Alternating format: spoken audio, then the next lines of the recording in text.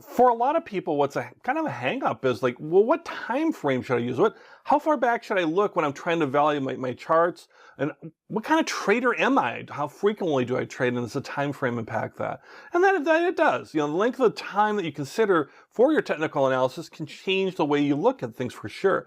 You can look at things based on minutes, real quick changes, or hours, or days, or weeks, even months or years. And while the concept, the universal language will be the same, how the chart looks and how you interpret it might be different if you're looking at, let's say, hours in a day versus, many days in a month.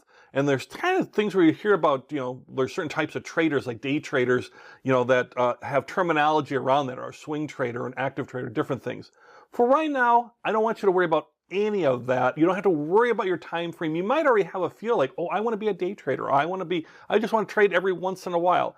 All that's okay. You don't have to pick your time frame right now. In fact, your time frame will kind of pick you as you go through things and you start paper trading and practicing and backtesting.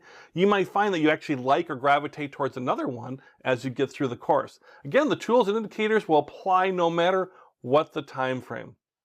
So, for example, a day trader would constantly buy and sell during the day, right? They're constantly buying and selling. They're doing that. And at the end of the day, the whole idea of day trading is you're going to close out all these positions, or basically things that you bought, and then you're going to sell them at the end of the day. So you don't carry anything forward, no stock or security or anything that you're going to carry forward in the next day. So for a day trader, their time frame, because it's all going to happen a day, they're looking at minutes and hours, right? They're not going to be concerned about months, because it's not happening in a month. It's happening over this shorter time frame. Again, no right or wrong answer, just that if you want to do that, you're going to adjust your time frame. And at the end of the course, we'll talk about this in more detail as we now apply those concepts as far as trading. So a day trader might think, oh, it's my job. I look at minutes and hours. An active trader might say, oh, I love it. And they might look at days and weeks and months. They don't trade as much. And certainly a buy and hold investor might look at, when they maybe get into a security, but they don't really trade much, getting in and out. They get in more, but they get out sometimes. So it'd be looking at more weeks or months, maybe even years as time goes by.